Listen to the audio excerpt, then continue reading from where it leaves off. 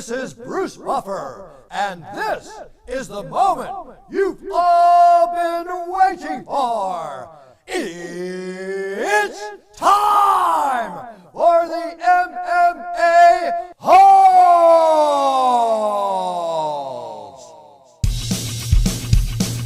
Mixed martial a-holes. MMA-Holes, MMA-Holes, MMA-Holes, MMA-Holes, MMA-Holes. You like to be a mixed martial a-hole. MMA-Holes, MMA-Holes, MMA-Holes, MMA-Holes, MMA-Holes. No way. From the Aunts and Uncles Studios of Arizona, Paulo Costa will miss weight for the UFC event this weekend. Kevin Lee suspended UFC Fight Week. Caio Uruguaia from Xmma 3 will be live with the MMA-Holes.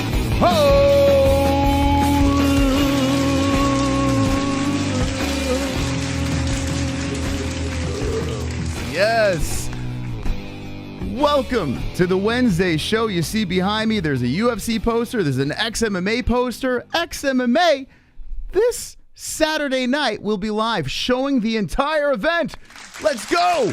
The entire XMMA event live on this channel. The MMA-Holes will be doing it for a third time in a row. Shout out to XMMA, shout out to Head Rush, and we're going to roll right into our first guest over here. We have a gentleman for the first time ever on the MMA-Holes competing this Saturday night at XMMA 3. His name is Caio Uruguaia. I'm definitely saying that wrong. Caio Uruguaia. I'm going to get that right in a second here. There he is. Now, let me get this name correctly. It's Caio Uruguaia? How do you say this? Yeah, Caio Uruguaia. Yeah, you're saying it perfectly. Oh, great. Perfect. Well, my name is Chris. My co-host Jesse's with the baby right now. She might jump on. But let's do this, man. I'm very excited. Thank you for coming on tonight. Yeah, thank you for having me. I'm very excited to be here, and very nice intro, by the way. Thank you. Thank you. Hey, maybe one day we'll add you to the intro. How's that sound? That sounds awesome. Sounds like a plan. We got the pleasure of watching your fight against Kyle Bochniak, the last event, and that was fire. You guys really threw down 3 rounds of just straight carnage. Now you're coming back in the XMMA cage once again. What is it like this time around as opposed to last? It's a great opportunity to fight again in a great show like XMMA. Really like the show. Really like the canvas as well. Yeah. My feet move smooth there. But the fight with Caio was a very tough fight. And I'm not expecting less from Cut One Samuel as well. So I'm well prepared, and I'm excited to get back in there. I broke my my right thumb, and now after like 8 months of recovery, I'm back. So very thankful to be back and do it again, what I really like, and bring the show to everybody. Well, you brought a show last time. I can't wait to watch you compete again. XMMA is in the infant stages right now, and they look great. Their production's getting better and better. We got a glimpse into what they're doing now in their promos and stuff. It looks like this is going to be a fantastic night. Are you on the main card? I think you're opening up the main card, correct? Yeah, I was supposed to open the main card, but a fight dropped, and Jose Caceres got another guy to fight. Okay. And then they put it down them, and then now I'm second fight of the main card. So probably 9:30. Okay, so we'll make sure to keep an eyeball on that. You have Quauta Samuel. I'm probably screwing that name up as well. Is that your opponent? Yeah, Catuan Samuel. I think so. That's how you spell it. Yeah, very tough opponent again. Jiu-jitsu guy. He has some good striking too. So looking for it. We have Brazil on Brazil violence that's happening. Yeah, yeah, that's the showdown. All right, so the battle for Brazil, can we call it that? Yeah, we can call it the Brazilian bass. There you go. I was creeping on your Instagram over there. I see you like to fish. I see you're in Florida, so this is right in your backyard, this event happening over here. How long have you been in Florida? I live here over 7 years now. 7 years, and what do you think about Florida? I mean, Florida, everything's opened up over there. You know, they're not afraid of no stinking coronavirus. What do you think about it? Yeah, we're living the life here, man. COVID-free. I'm joking. But it's a great state to live in. Really like, really the weather, really like Brazil. So I'm very happy to be living here.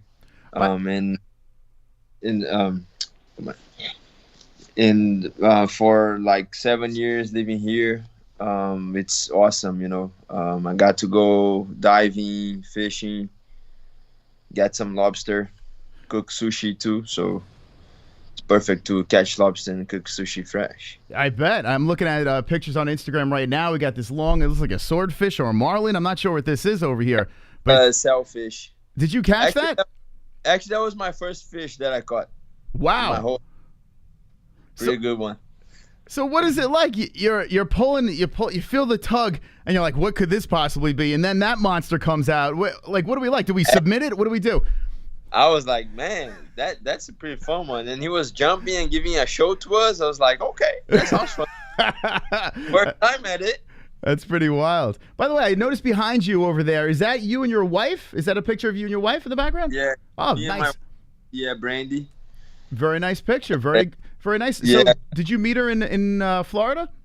Yeah, I met her in Florida.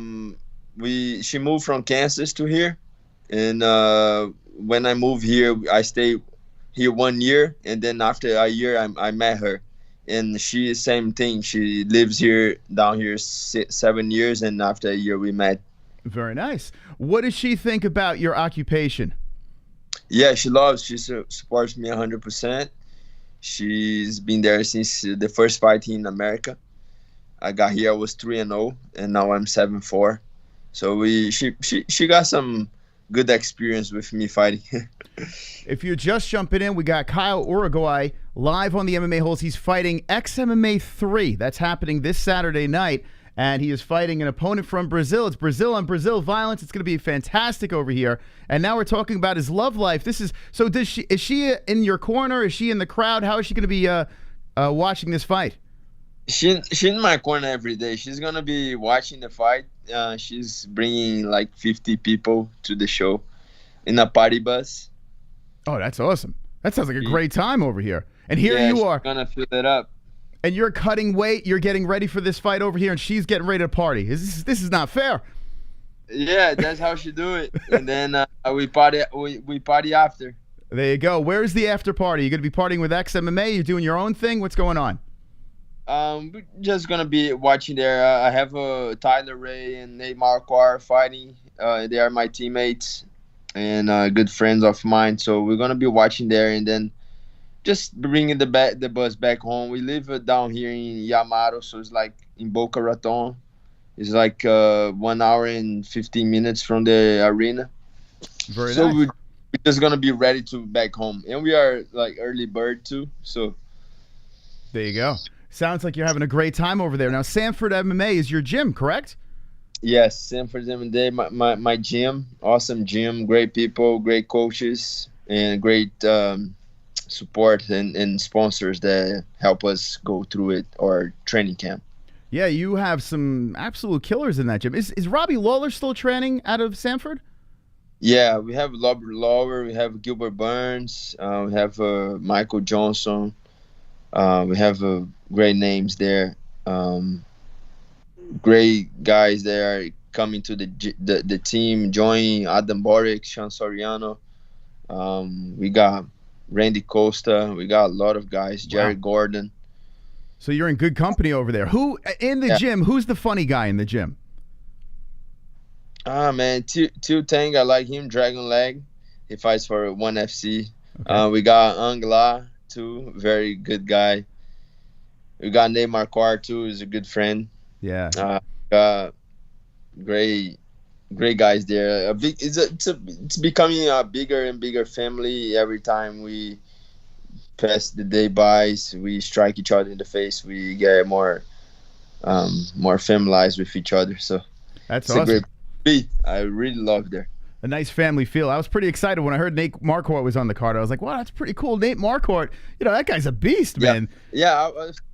I used to be like 13, 14 years old and watching the couch him fighting in the UFC and like murdering everybody, killing people in the UFC. And now we are buddies and fighting the same night. So that's pretty awesome. Yeah, it's crazy. You look at his resume; it's wild. He's fought guys like Silva and Jesus, Chael Sonnen and Tyron Woodley. That Tyron Woodley fight, my God! I mean, he almost killed the man in there. That was crazy. And now here you are training with the guy. Yeah, a really, really true legend, and it's an honor to be in the same card as him. So, living in Brazil, here you are, a young cow. You're dreaming to be an MMA fighter, and how did you come over to the U.S.? When did you decide, hey, listen, I'm just gonna pack up and move? I was grow up in martial arts. I do judo with my father since two and a half. I couldn't remember I was there, but he told me. So, then 7 years old jiu-jitsu, 14 kickboxing with a real combat team in Brazil with the kickboxing team, and then.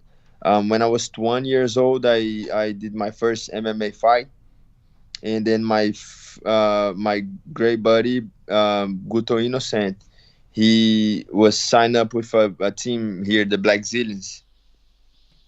So I came to visit here with him, and then they kind of liked me, and then I did 2 more MMA fights in Brazil. And then they signed up with me, with the old Black Zillions, and then the Black Zillions end up, and then the Sanford came along. There you go. This is exciting here. Who was the guy that you looked up to as a child? Who was that guy that really got you into like this sport, saying, "Hey, I want to battle in MMA"? So it's pretty interesting because when I was 7 years old, I was already training jiu-jitsu. And then in the place that I was training, a name they calls Daniel Moraes and Diego Moraes. They are jiu-jitsu guys. Like Daniel Moraes is the five times world champion, and then in jiu-jitsu. And then so I was watching them doing like a submission roll, and then I was like, man, I want to fight Vale Tudo, and in the times we'd call Vale Tudo. And then I just started to rolling because I was always involved with martial arts. So it was something very natural to me. And then I was meeting along the way the right people was coming to me, like the jiu-jitsu, the real combat technique training. Where I learned my kickboxing with Master Carlos Innocent and his son Guto Innocent, and everything just came along, and here I am. It's pretty wild. I'm a big pussy. I am someone that all I do is interview you guys. I consume the fights. I love watching the UFC and all these MMA organizations, and I'm so jealous. Like, you guys are so tough. You're beating people up over here. Your style especially is just like that. Come forward. You have a little bit of awkward style to you, and it's so much fun to watch. Like, where does this fire come from? Was there, like, you just wanted to compete, or was there, like, when you were younger, did you get in trouble, or you just loved the art? It's something natural for me. I never had problems in the streets. I never had problems financially with my family. They always provide for me. It's just something that I used to do.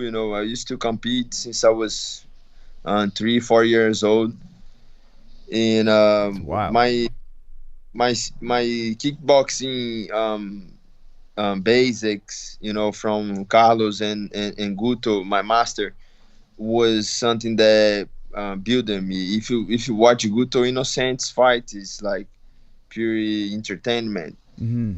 He used to fight for glory. He fought in the UFC. And so it's just something natural. But I learned the basics from such a great coaches.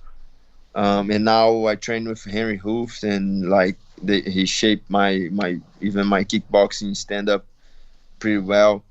So I got great coaches behind my lineup, and I'm very very thankful to have them in my life. So it's just showing the cage what I do. You know, I train hard, never taking out they like off.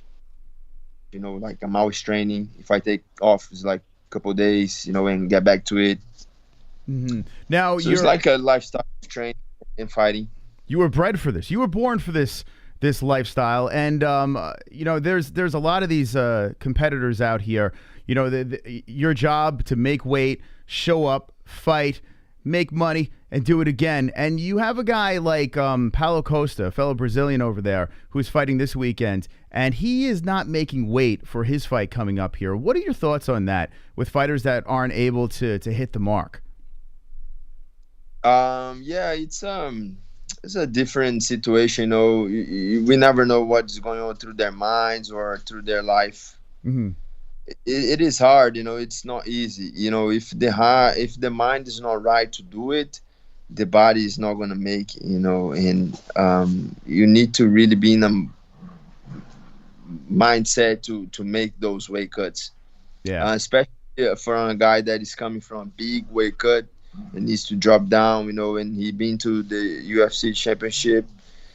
It's a hard situation, you know. Sure. Now, do you believe that fighters should fight more closer to their weight? Do you fight close to your weight, or do you cut a lot? Yeah, I cut 20 pounds max, you know.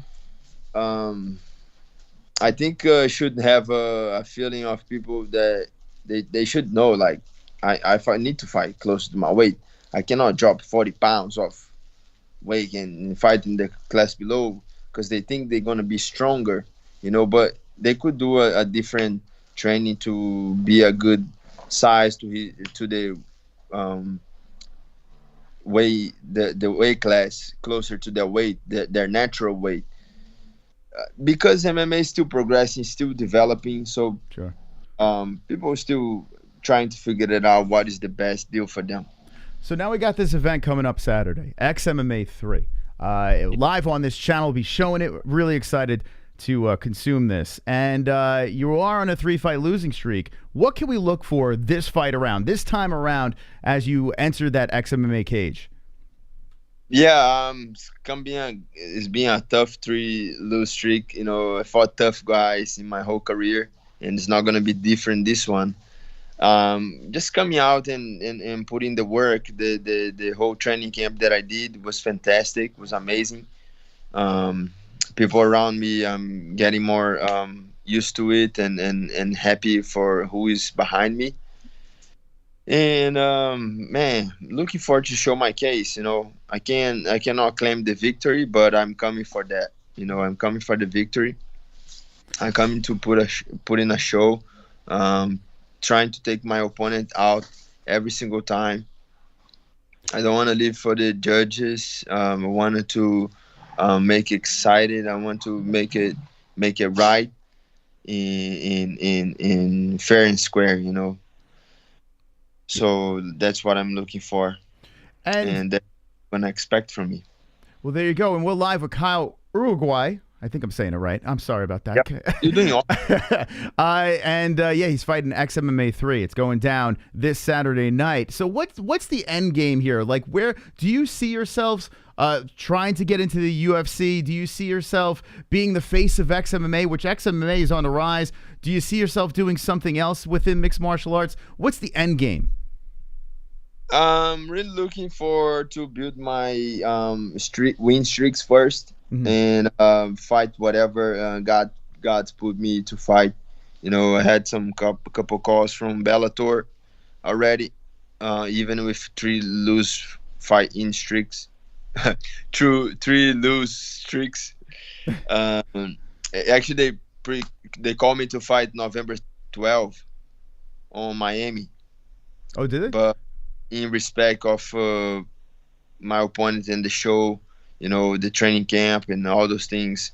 I rather fight with XMMA and keep it simple. I really love the show. They're doing a very good job, and I gotta earn my spot out there. I need to get back to the win column and make it fair and square for me to go for the big leagues. Perhaps in a couple of fights you'll fight Jake Paul?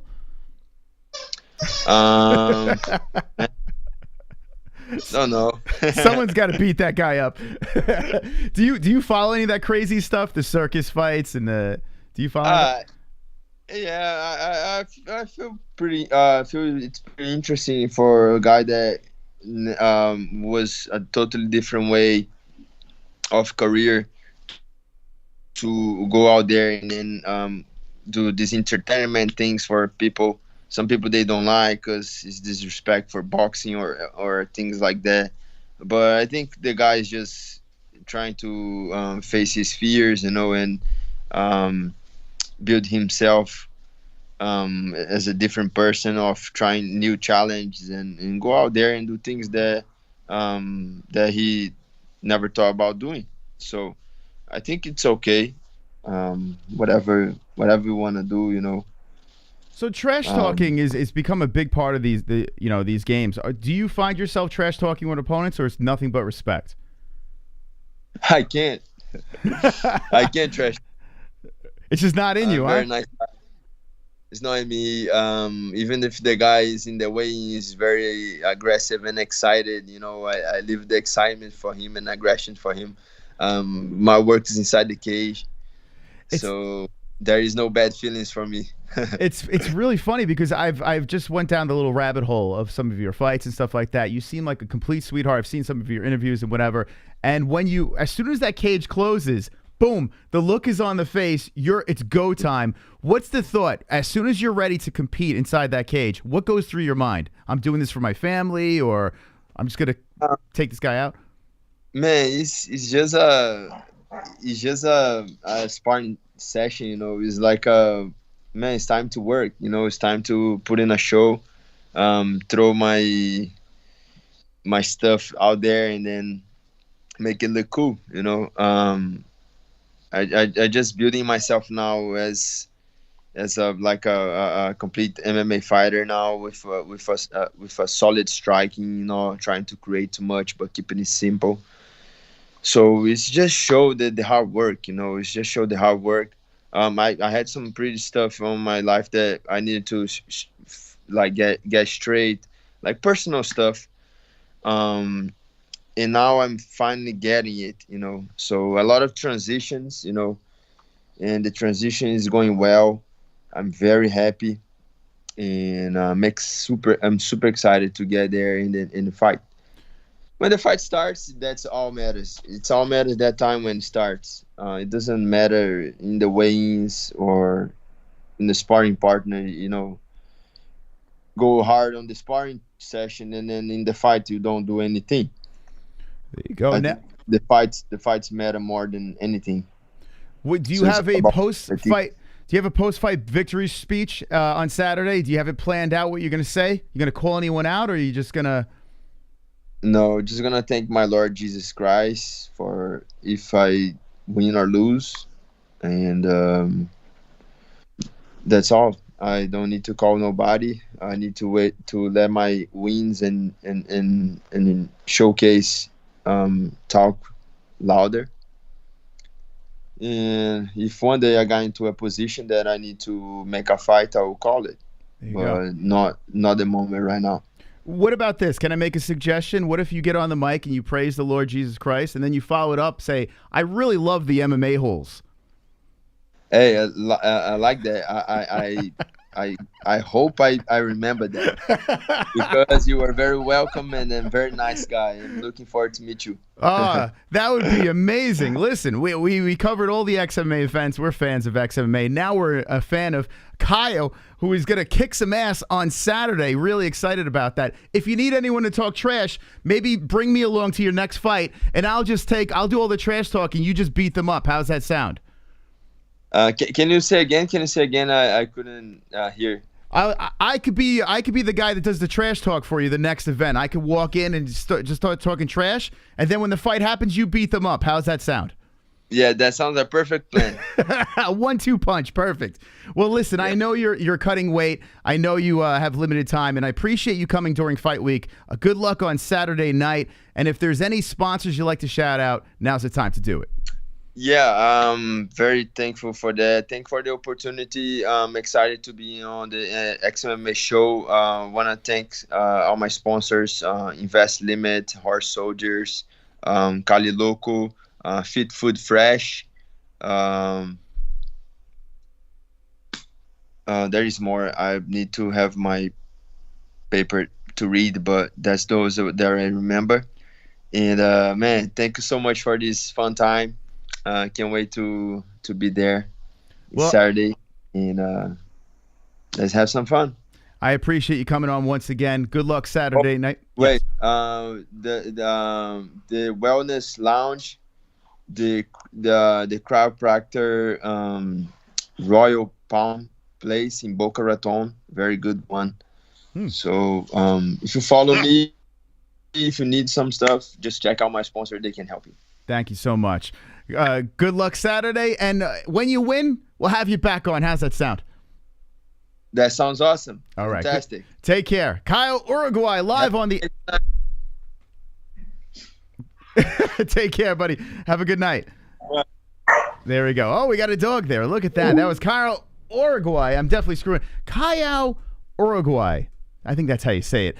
Super nice guy over here. Listen, he's 7-4-0. A little bit of a little skid over here, but has a chance to bounce back under the big lights of XMMA 3 that's going down Saturday night. That's right. The weigh-ins are on Friday. We got Kendall and the Glove Touch. Nice of him to come on here. Let me know in the chat what you think. Are you a fan? Kendall was actually the one that brought him up to us, so why the hell not? Drag him on, and he was nice enough to come when he was cutting weight. I mean, listen, you got to make weight. On Friday, you come on the show. Fight week, I'm in your corner. I'm here for you, Kyle. Listen, any trouble, we got you back over here on the MMA-Holes. We're Team Kyle. Let me know in the chat what you guys think. We got some UFC news to talk about. We have a lot of stuff to talk about. Bellator, freaking Fyodor, as Ariel says, it's really Fedor is fighting this weekend. It's very nice. But let's see what we got in the chat. Hope he gets the brutal KO for us. That would be amazing. That would be amazing. We'll clip that shit. We'll go crazy. We'll throw things up in the air like you just don't care. I want to see how Big Mo announces his name. This is why I could never be an actual cage announcer, even though I've done it before. I don't know how. Anyway, Moss, there's two guys about to kiss behind you. I hope so. Go get him, Kyle. Fight Island coming back, baby. Yep, it looks like it. It definitely looks like it. GTNB is going to become a star. Star! You should send him an MMA-Holes t-shirt, says Hunter. You know what? I will. That's not a bad idea. We should send him a t-shirt. By the way, he trains at a gym. I was actually surprised when I was looking through his stuff over here. Sanford MMA's got a lot of tough guys in Florida. How about Florida, man? Florida's got these gyms. They got these gyms that are pretty impressive. Florida's booming right now. And it was funny the joke he made over there, how we were joking about not joking about coronavirus, but we're joking about how Florida's all opened up. And he's like, yeah, we're free over here, no coronavirus. So they're just living life. Wonderful. Here comes B-Man. Hope all you MMA holes are wonderful tonight. Thank you, B-Man, for the $2 donation. We are wonderful tonight. And I am really excited. We'll have Jesse on soon, but I'm really excited about XMMA. Extremely excited. We got some UFC to talk about, but XMMA will be live on this channel over here. News Sports, thanks for the subscribe and hanging with the boys. Hanging with the boys. News Sports. Right to the point. News Sports. Thank you. Appreciate that. You're the best. Thank you. And we got a new member over here. Check it out. Murillo FPM.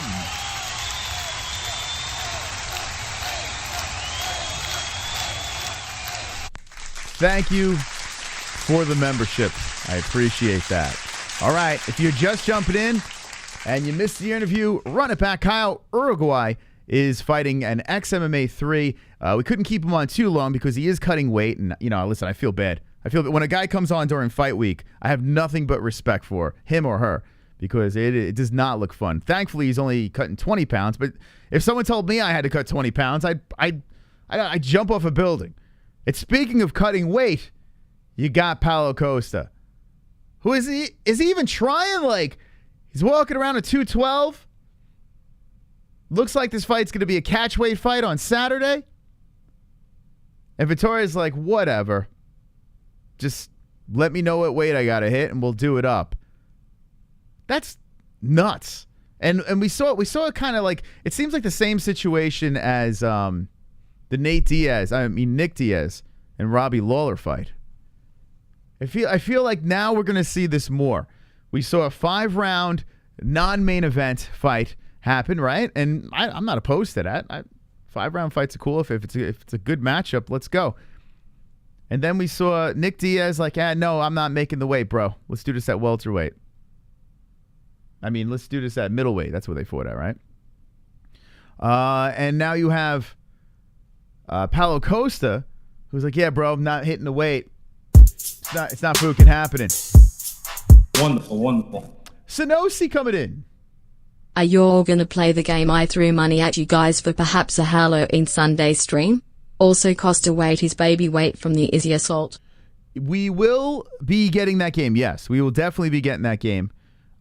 We just don't know what night yet. It is a little crazy over here right now. But yes, we will be getting that game. Thank you, Sonosi. Appreciate that. Wonderful donation, yes. I just don't know when. I have no idea. Like, we have been pedal to the metal a lot. So, I'm not sure.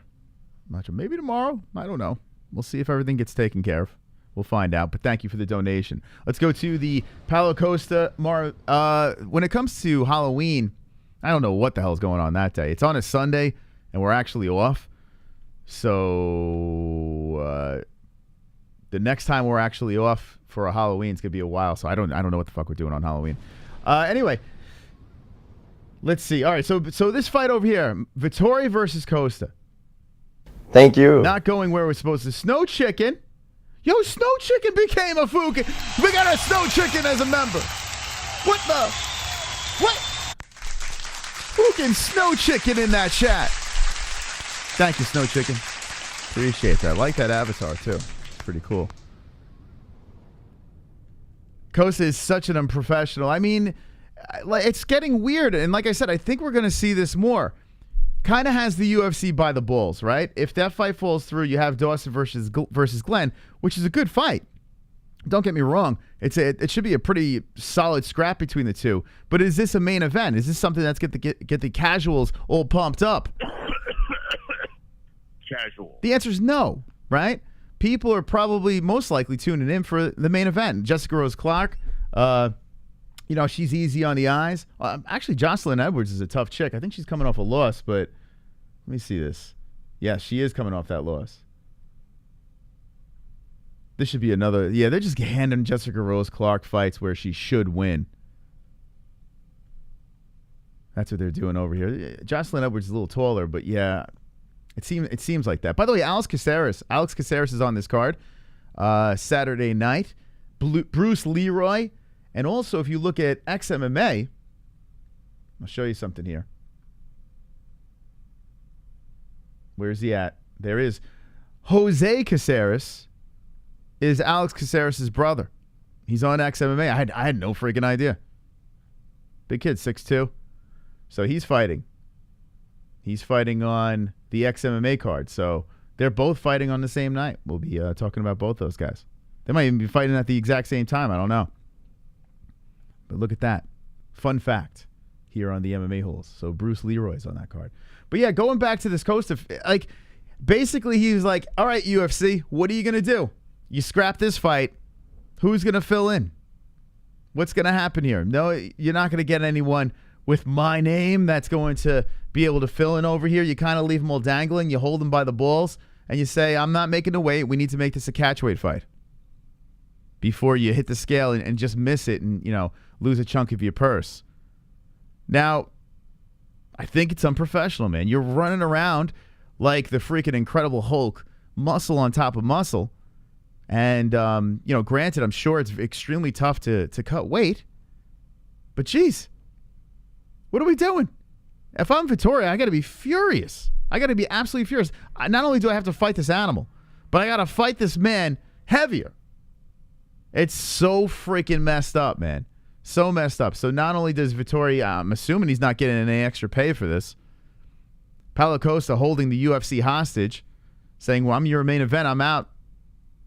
And this is after the whole shtick with Israel Adesanya with the freaking wine situation and all that stuff, and his complaining and blah, blah, blah. And he was complaining about pay. And Costa's become somewhat of a nuisance for the UFC. I don't know how many fights he has left in his contract, but I would think that the UFC is starting to be like, okay with this guy. What's next? Looks like the fight's still on. Looks like it's going to be at a higher weight class or at a catch weight. Who knows? But let me know what you think about Paulo Costa. I mean, granted, should be a decent scrap between the boys, but I think it's completely unfair for Vettori. It's a little silly. And to say to Vettori, don't take the fight, you kind of can't do that. You've been training like a freaking lunatic for this thing. And now what are you going to do? Say, well, I'm not going to fight now? Like, he has him by the garlic knots. Wonderful, wonderful. Look up his Ultimate Fighter profile. He was labeled as a bodybuilder for his martial art. Is that true? I think it's just going to pump Marvin up more, and he's going to destroy Costa. I mean, in this case, how could you not root for Vettori? You know?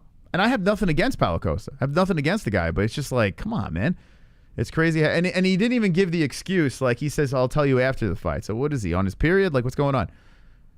How full head of hair makes Marvin from a decent-looking guy to a hooligan goon. Super Mario versus what? Let's see. Marvin needs to just kick him in the nuts. Hair transplant Costa. Yeah, maybe that's what it is. Ever since he did the hair transplant, I don't know. Oh, look out. Oh, boy. You make him lose the fight terribly inside of the cage. You make him spread his ass cheeks. Now you enter his backstage. Oh, boy. And you fill it with your rage. Come on. Style bender, one fight. Izzy is inside Costa. Izzy is inside Costa. Perfect timing. Perfect. UFC needs to follow the one championship means of weight cutting. You can only cut a certain percentage of weight, thus it's more natural weight for these fighters. Thoughts? I like it. I like it. I do not hate it. Our last guest says he cuts 20 pounds, right? Which, I mean, 20 pounds seems like a lot to me. I mean, that seems like a lot of weight. But yeah, I mean, I know weight cutting's been going on for a really, really long time. But when you see the Aspen Ladd situations, when you see like shit like this where, God forbid, someone gets sick, cutting weight, ends up in the hospital, the main event is gone, and your card is blown up. I honestly don't know who they put up top. I mean, it's not a bad card, by the way. I mean, as a fight night, it's actually a fairly decent card. You got Kama Worthy on this thing, too. I like Kama Worthy. It's not bad. Jonathan Martinez is a fucking tough kid. Actually, this card's not bad. Oh, we might have to fucking do the prelims, too. We were just going to go live for the... we'll see. Make sure you hit that notification bell so we know we're live. We got XMMA. We were going to do the main card, but the prelims look like they're not bad either. And we'll see. But yeah, I mean, it's kind of messed up, right? Kind of wrong. Kind of doing everyone dirty over here. Weight advantage in cutting drives me crazy. I sound like Brody. Crazy. Despite what people think, it makes a huge difference with a bunch of Conors in there.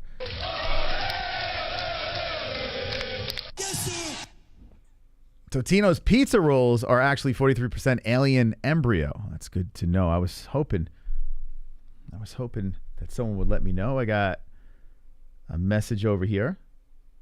This guy, yeah, Caio seems like a really nice guy. Just gave us a thanks. Really, really, really good dude. So I'm glad we had him on. Thank you, Kendall, for bringing him our way. We're rooting for him. All right, let's see what Jesse said. Okay, it looks like the baby's on her way out. So Jesse will be delivering some news. Before she does so, let's just give a quick shout out to our sponsors over here. The people that are making it go down. XMMA 3 on the channel. Head Rush. 20% off, promo code MMA HOLES. for Head Rush gear. Badass clothing for badass people. This chat could use some Head Rush swag. So if you want the discount, if you want to support Head Rush, the people who support us, use the promo code, get the discount, link in the description, and the code is MMAHOLES. Loving it. And we are very proud to be sponsored by Head Rush because not only do they have like cool gear, they've been around MMA for a long time. Like ever since, you know, I can remember with UFC. I remember these guys walking out with those Head Rush brand shirts and stuff. So shout out to Fukin Head Rush, baby. We have mysticrootcbd.com. 20% off, promo code MMA-Holes, the same as Head Rush. If you want that CBD, delish. I had that Lifted Lotus right before the stream. I'm telling you, man, I think I'm going to say this. I think I'm a Lifted Lotus junkie. I really do, man. I cannot, like, you don't get high from it. It just brings you, it puts you there. It puts you right there. You're just like, it levels you out. If you're feeling anxious or anything like that, Lifted Lotus. And we have some new stuff that they sent us that was brought downstairs. And I'm going to try that shit out too. But yeah, check it out. mysticrootcbd.com. Promo code MMAHOLES. I swear by this stuff. I'm telling you, it really works. And it's not drugs and oh my God. It's not any of that stuff. It's CBD. ESPN Plus is how you can watch the fights this weekend. Here we go. ESPN Plus. It's pinned in the live chat and the description if you want to watch the Contender Series, which has been fantastical. Click on the link and get the fights. It's that simple.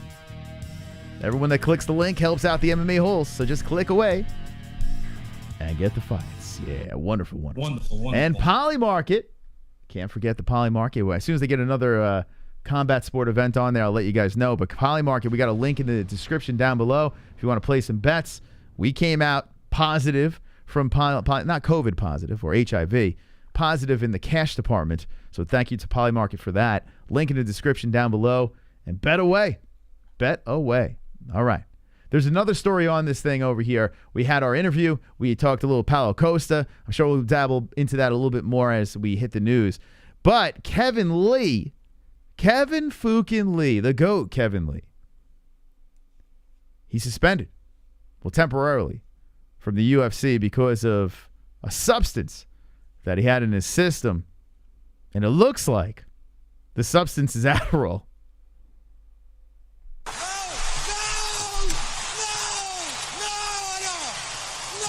Now, I don't know much about Adderall. I've never taken Adderall. But I'm sure if I was a kid, you know, back in the day, I had zero attention span in school. So I don't know. Who knows what I would have done back then. But I'm not an advocate of Adderall. In fact, I think it's ridiculous. You know, apparently it's speed, you know, just hypes you up and gets you all cray-cray. And I would imagine that Adderall in fighting would help in a certain way. Now, I don't know if it should be illegal to take it in the UFC. I mean, if it's prescribed by a doctor, I mean, I guess it's legit, right? It's not considered a banned substance or anything like that. So I don't know how it works. We'll get to the details in a bit. And I see Jorge Masvidal saying Adderall sucks. Yeah, it does. I mean, I've seen people on Adderall, and it's completely fucked up their lives. So, I mean, my personal, I've never tried it, but I've seen people on it that just completely fucked it up. So, I'm not a supporter of Adderall, and I guess the UFC and USADA is not either. So, Kevin Lee has a little suspension going on here. And it's a ban by USADA, says Drunk Savage. So, if it's a no-no by USADA, then it's a no-no in the UFC. I'm curious how much it would help you, though, right? Adderall, I guess it focuses you. So if you're in a fight, would it speed you up? I mean, would it make you move faster? Maybe, right? Your reflexes a little bit better because you could see everything coming.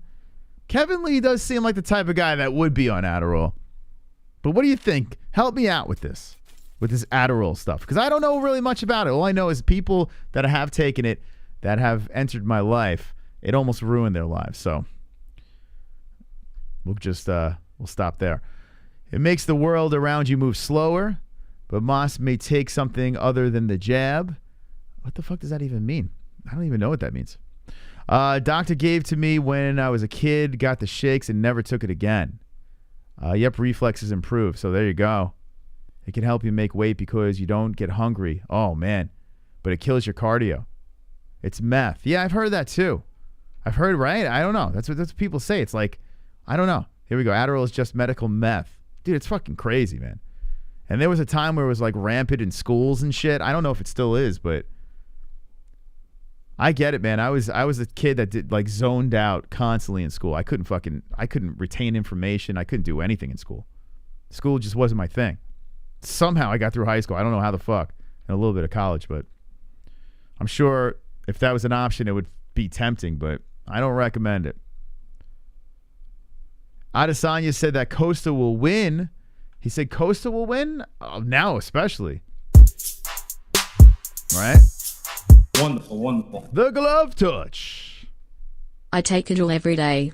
It calms me down. What? But depends who you are. Let me just say, I dislike Kevin Lee, but being suspended for a drawl is pretty gay. I'm addicted to that shit. My God. Maybe that's why you look like a lunatic hitting that bag, man. Yeah, fucking all Adderalled up. Oh, man. See, that's the thing. He's a 16-year-old kid. See, I'm telling you, I've seen it.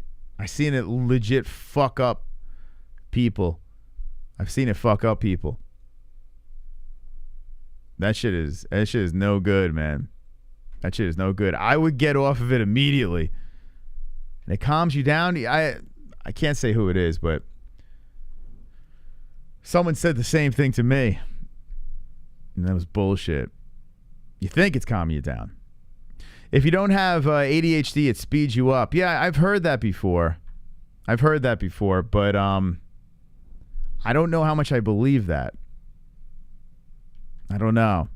I'm not a doctor, but what I do know is I haven't seen anything good come from Adderall, you know?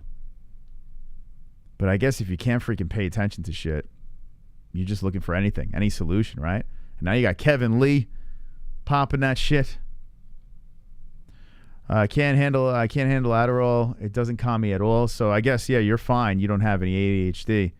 If you have ADHD, it helps. Adderall is a combination of 4 different forms of amphetamines. Shit really is no joke. Yeah, that sounds fucking crazy, man. Get the fuck off. You know what? Good thing USADA got him then. Get off of that shit, man. Doctors that prescribe that shit should be fucking hung. Like, I've seen doctors like legit give it out like fucking candy. It's nuts, man. Just to fucking, I guess, get paid on the prescription. I have no idea. It obviously didn't work for Kevin Lee. I guess Kevin Lee doesn't have ADHD, right? Fucking Kevin Lee's on Adderall. Rogan said it's one chain link away from being meth. I believe it. I truly do. Jab swells your heart up sometimes.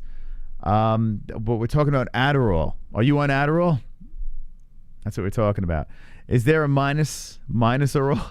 I get it. Instead of Adderall. Happy to take asthma meds. How many people? Let me know with a 1 in the chat if you're actually on it. It shows like Adderall, right? Let me know in the chat. 1's in the chat if you're actually on it or if you've taken it before. And let me know. I'm actually curious.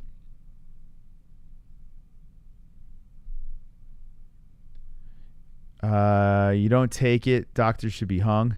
Yeah, because I've seen nothing but horrible things come from it, you know.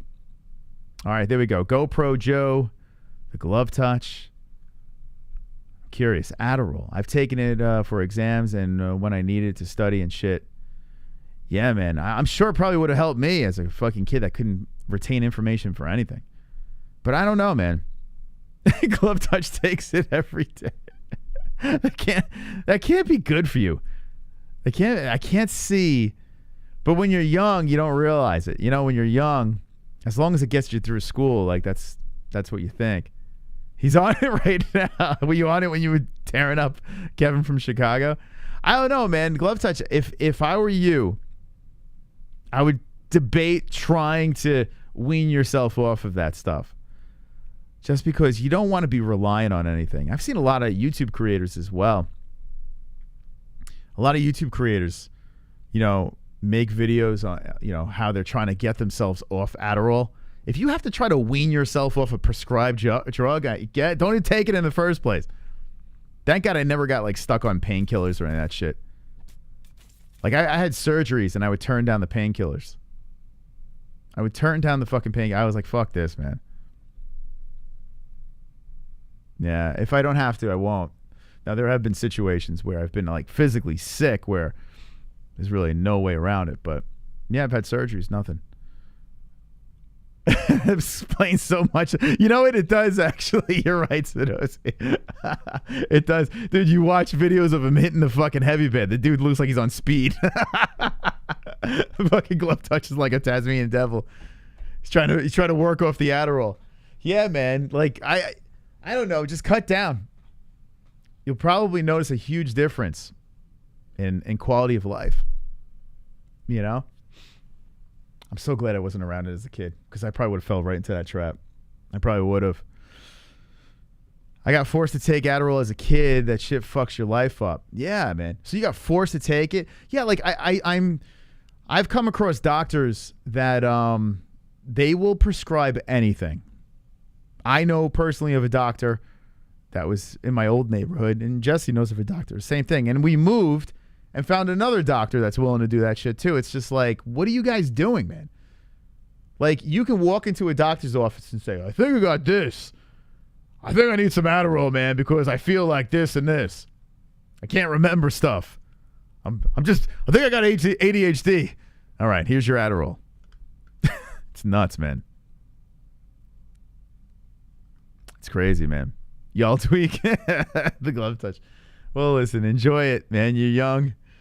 You're invincible now, but just, yeah. Just be careful, man. We're looking out for you, glove touch. We're looking out for you. Just remember these words because, like I said, I've seen it all, legit almost ruin someone's life. Masvidal Bulls is on drugs right now. Well, anyway, the reason why we went on this this whole little spiral off topic, well, it kind of is on topic. Kevin Lee is on Adderall and was on Adderall, and USADA said, no Adderall. So they say temporary suspension. Let me see if Jesse popped it on the news. Let me take a look over here. But I don't know what the future lies for Kevin Lee. You know, in the UFC, it seems like it's dwindling away. I don't know how many fights he has left on his contract or what's going on. But I'm feeling Kevin Lee should try to find his way to Bellator as quickly as possible. You know? Or maybe even PFL. Like, clearly you can't find yourself in the UFC. It's just nothing's working out. Now you're suspended. It seems like, and he is still really young. You're still a very talented fighter. I don't know if he's going to be in the UFC much longer. I really don't. I'm curious what you think in the chat. Where is the future? What does the future hold for Kevin Lee? The great one. I mean, the people love the Kevin Lee. They talk about him constantly on the interwebs and chat rooms. They talk about him like he's a god. He's got the big tattoo on the back of his head. How old's Kevin? Kevin's got to be mid-20s, right? Let me look him up. Kevin Lee. He doesn't like talk to his family members and shit. Man, now he's 18-7-0. Oh, wow, he's 29. Shit, time flies. Damn, he's 29? I thought he was still like around 25 or something. I guess you can't be young forever. 29 years old. Not like that's, you know, old in any way. In fact, he's heading into his prime if you really think about it. But he did start very young. And he had some very, like, impressive fights at a young age. But look at this, man. 1, 2, 3, 4, 5, 6, 7 fights. His last 7 fights, he won 2. In his last 7 fights. And then here's the run. I mean, he beat Michael Chiesa. That was controversial. Rear naked choke on Trinaldo, who's a tough dude. Magomed Mustafa. Rear naked choke. Jake Matthews, the ground and pound. And Jake Matthews is a tough young kid. You know, he beat lost Al Quinta twice, which might have said something, told you something there. But look at these fights in the UFC. Look how many UFC fights this guy's got. How many UFC fights we got here? The Ultimate Fighter finale. Here we go. So he started with the Ally Quinta, the first one. So we got 1, 2, 3, 4, 5, 6, 7, 8, 9, 10, 11, 12, 13, 14, 15, 16, 17, 18, 19 UFC fights. My goodness. Yeah, I think that's and then he moves up. He fights Daniel Rodriguez. I don't know, man. I feel like he's just in this weird spot. Now suspended. I don't know how many fights he has left in his contract, but I would say fight out the contract and then see what you can do. Maybe rebrand yourself, you know, in one of these other organizations. Yes, it's not, doesn't have the glitz and glam of the UFC, but everyone's complaining about UFC anyway, right? All these fighters are complaining. So if you're on your way out, you can rejuvenate. Don't go to like bare knuckle or anything like that. Don't do that. Bellator. I think like PFL, because you have a chance to make some good scratch at PFL. It's interesting. But look at the guys he fought. Daniel Rodriguez, who's a stud. Charles Oliveira, the champ. Gillespie he beat, who's really tough. People are saying that. Some people are saying that guy was going to beat Khabib, for God's sakes. He lost to RDA. Ally Quinta is still, you know, he's a tough dude. He defeats Edson Barboza, finishes him. Tony Ferguson, El Kakui, he looked pretty good considering he had staph infection. Beat Chiesa. I mean, these are like legit fighters. Like legit guys. So, I don't know, maybe the UFC keeps him around after whatever happens with the suspension because the guy actually fought some top-tier guys. Or maybe the UFC says enough's enough. But I just don't see any path for Lee. Like I can't find where Lee fits into like a title conversation. Where's the road for Kevin Lee? Can't really find a weight class. He's kind of in limbo here.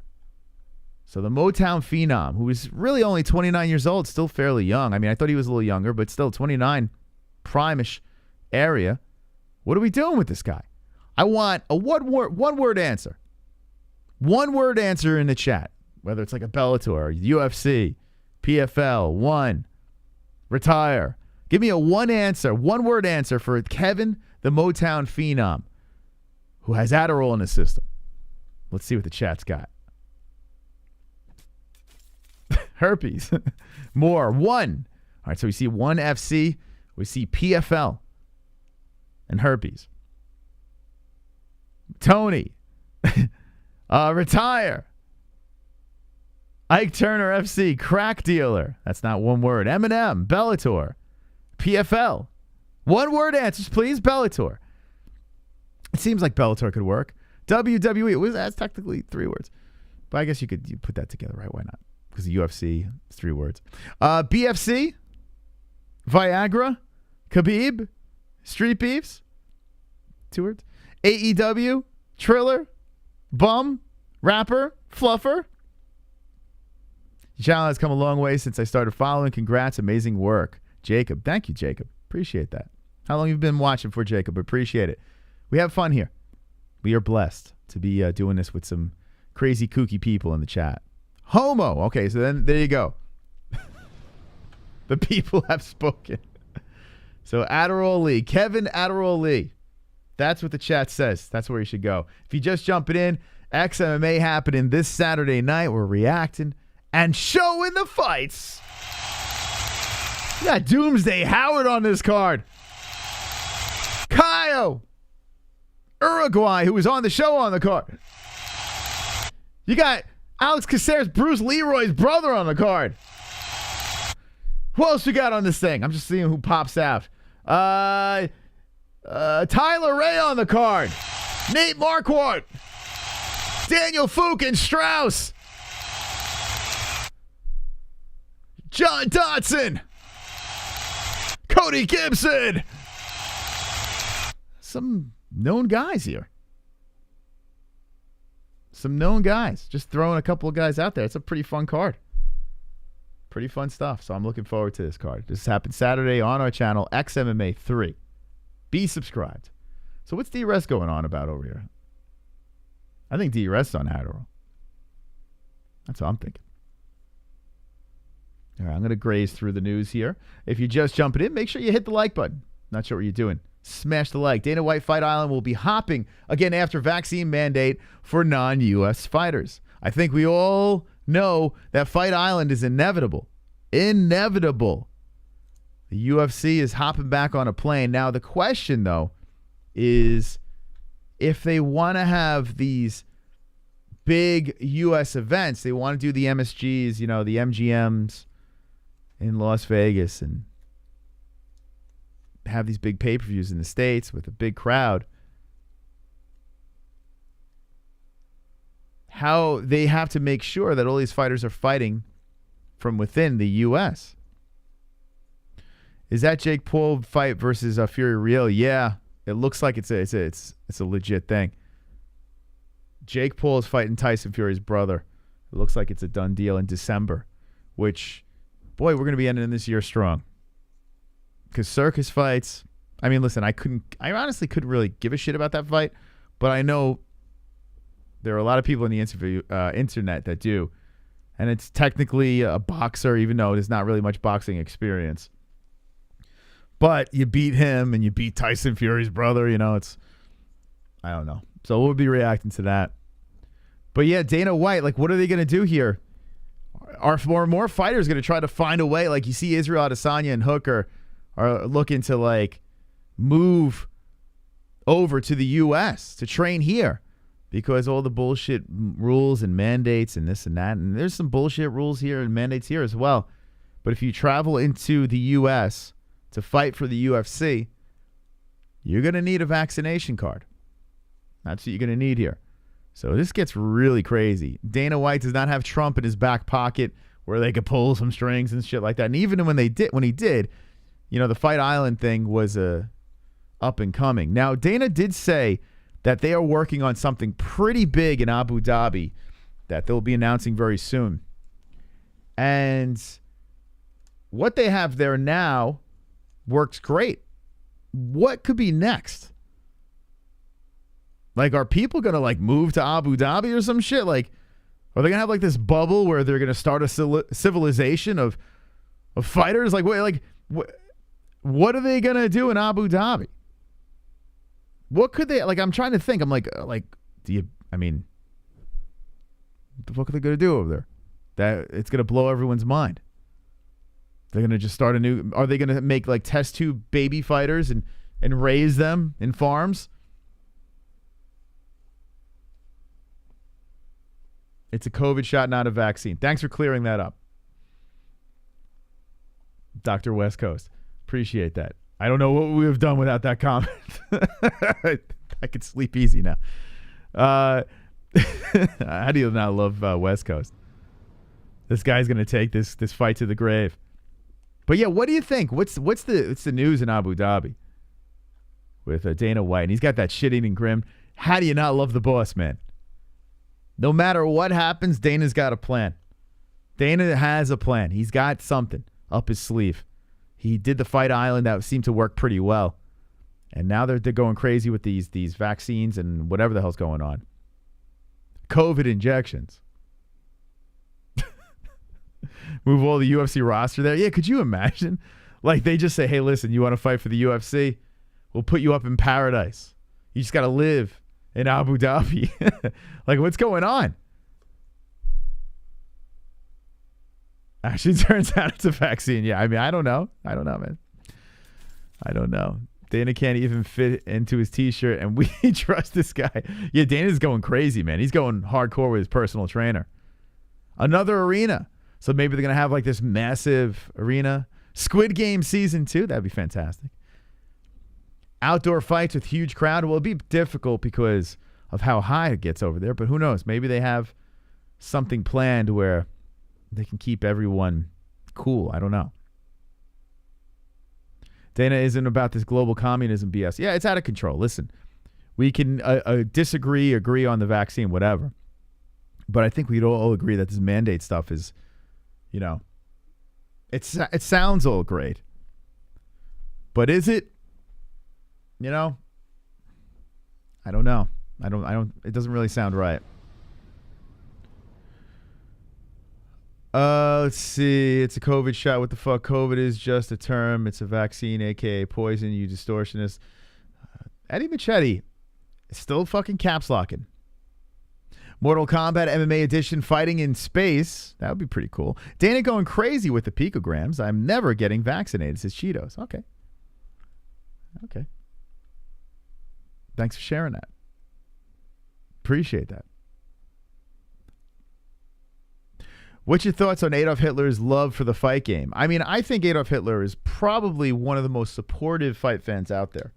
So his love for the game, I mean, he's a big name. You know, he's got that cool fucking...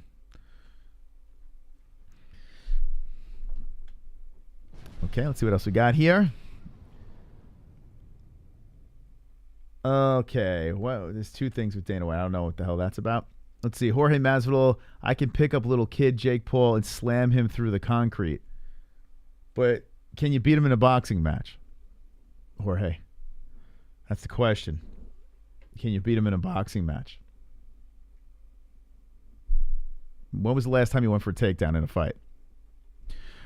Joe Rogan lets his kids strike him as hard as they can. It hurts. What? Let's check this out. Is there a video of this? Martial artists. Let's see. My kids are allowed to hit me as hard as they can, Rogan told Cigar Aficionado. I teach them. They're taking martial arts class, but I teach them. It hurts. What the fuck? Slow news day? Rogan is obsessed with martial arts rooted in fear. Well, doesn't he have daughters? I'm going to be obsessed with martial arts as well. I went from being a kid who was terrified to conflict to being a martial arts champion.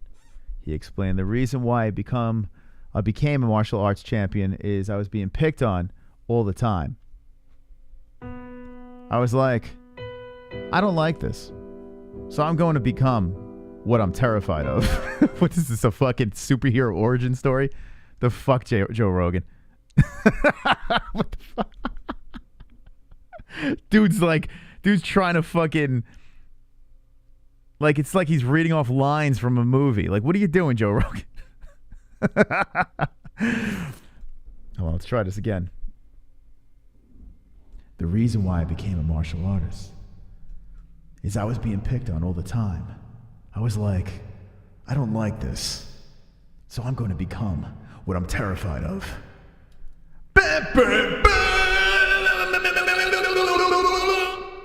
Wonderful, wonderful. Oh, for fuck's sake. Okay, thank you, Joe Rogan. All right, let's move on. Fedor. Let's see the guy he's fighting. I don't even know who he's fighting over here. Fedor. Hold the door. The Fedor. It's happening the same. Whoa, look at these two. Dude looks like a freaking Oriental Vince Vaughn. This guy over here. What the fuck's going on? It's like if the Grinch and Vince Vaughn had a Chinese baby. It would be Gentaro Ishiku. Mm-hmm. Oh, yeah, this is happening next week. Wait, where's the Fedor fight? Yeah, PFL's happening next Wednesday. We're going to have our friend Baby Hulk come back on, who's got some fights coming up. Baby Hulk, the biggest star of street beefs. Baby Hulk. The champ, Baby Hulk. Was supposed to come on next Wednesday, but we unfortunately had to push it off because PFL is having their finale, and there's some interesting fights on that. Not the biggest PFL fan, but no, I wouldn't fight Rogan. He would kill me. Rogan would just destroy me. I would just crumble. I think I have the height and reach, but it wouldn't mean anything. So yeah, Baby Hulk was supposed to come on next Wednesday, but he was nice enough to say he would come on the following week, so we'll have him on then. But he's fighting Tim Johnson. So Fedor, sorry, I'm all over the place, but Fedor's fighting Tim Johnson. Okay, I know this guy. This should be the farewell fight over here. Tim Johnson, Tim the Stash, coming off a loss. Fedor's last fight, I don't even remember. Oh, it was Rampage, that's right. Rampage looked like a freaking whale. Okay, so Fedor, some say the greatest heavyweight of all time, who is now 45 years of age, fighting Tim Johnson, who fought Valentin Moldavsky in his last fight. He was on a 3-fight win streak before that. I tell you what, I don't hate this matchup. I kind of don't hate it. Not bad. What time is this fight on? 12 p.m. Oh, my God. Wait, hold on a second. 12 p.m. Eastern. Jesus Christ. We could literally do like a breakfast stream. Go Bellator. We go Bellator into the UFC and then show the XMMA fights. The problem is we'll be completely out of gas by the time XMMA happens, and that's where we have to really pay attention. Fuck, man. If I was a young buck, I would consider it. Who knows? Maybe we'll have the baby do the Bellator fights.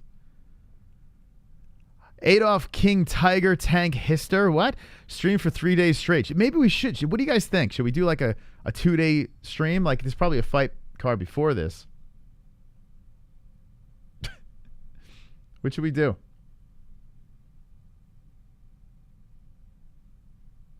Got KSW. Damn, look at this fucking guy. Jesus Christ, these guys are huge. Look at these two. My God, the fuck's going on here? Whoa, 44 versus 45 years old. Steroided to the gills. Okay. I'm just, don't mind me. I'm just checking to see what's going on. You have LFA. Yeah, we can literally do, and you got bare knuckle too, which we're protesting. But yeah, you have LFA, KSW, which I don't care about, Bellator, UFC, Ryzen 2. Wow, we can go into Sunday.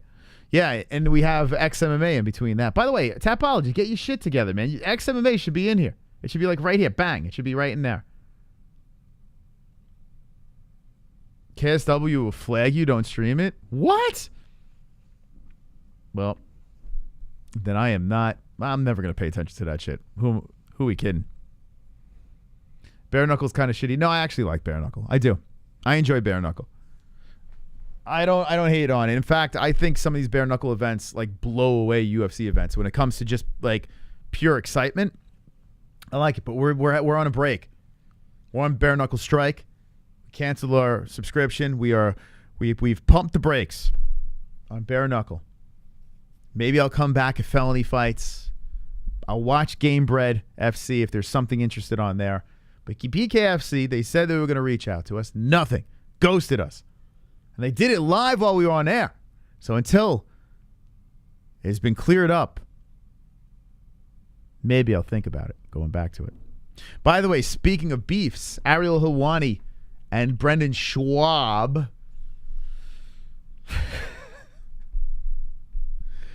That's still going. Did you hear the latest? I thought I was over with it, and I think I am.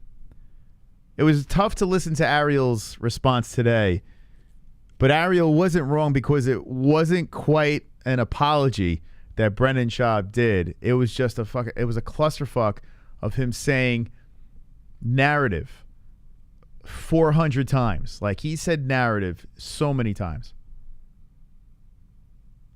One's in the chat if you heard the interaction between the two. Ariel's terrible now. And I gotta say, Duke, if it wasn't, we pull information from the interviews. So there are times where we have to check in on Ariel and check out the interviews. And the whole drama with Schaub thing, a lot of people are talking about, so we got to fucking chime into that as well. I don't know if I was doing this show, I don't think I would be involved in any of that shit. But Brendan is creepy and weird. He's an odd fella. Ariel's numbers it looked really good to me, man. I don't know. Anytime I jump in, the dude's like pushing like 10K, like live concurrent viewers. That's a lot of people. What? You're not sleeping. In fact, you're wide awake. What? The baby is wide awake. Are you gonna? Maybe she'll say another word on tonight. Well, bring her on. We'll get into the news. We'll hang out. We've got like a half-hour show left, so here they come. Ariel buys views. Now, listen, Ariel's got an audience, but here's the thing, and we said this before, that little trash talk situation between the two, it was getting stale. And I felt like Ariel had an opportunity to say, okay, that wasn't quite the apology. Let's move on. Instead, he went on for 20 minutes about Brendan Schaub, and he explained the freaking story again about, you know, his experience with the UFC and the Brock Lesnar stuff. And it's like we heard the story 400 times, and he goes into it again. It's just like, it's like a broken record. So, yeah, it probably would have been badass if Ariel was like, wasn't quite an apology. Let's move on to the rest of the questions. But no, he went on. And Schaub did not apologize. It was ridiculous what Schaub was saying. Speaking of stand-up comedians, we watched that Dave Chappelle.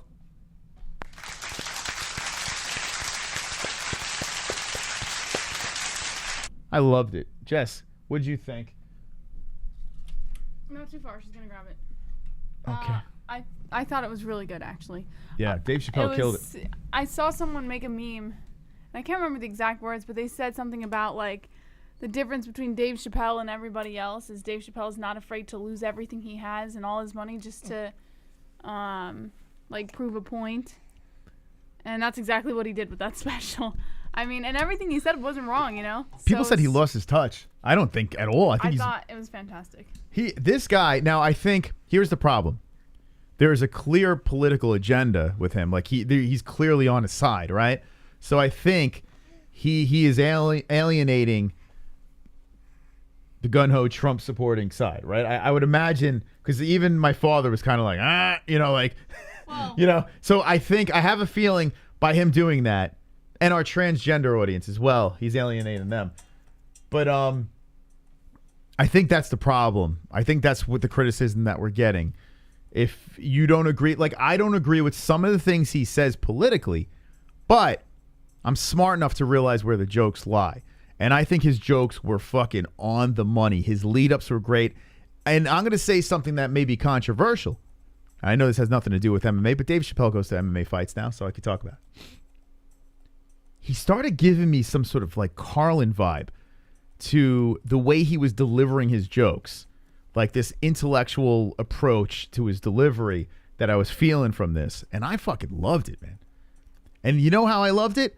Because I decided to listen to a little bit of the new stand-up special from Theo Von, and I turned it off so freaking quick.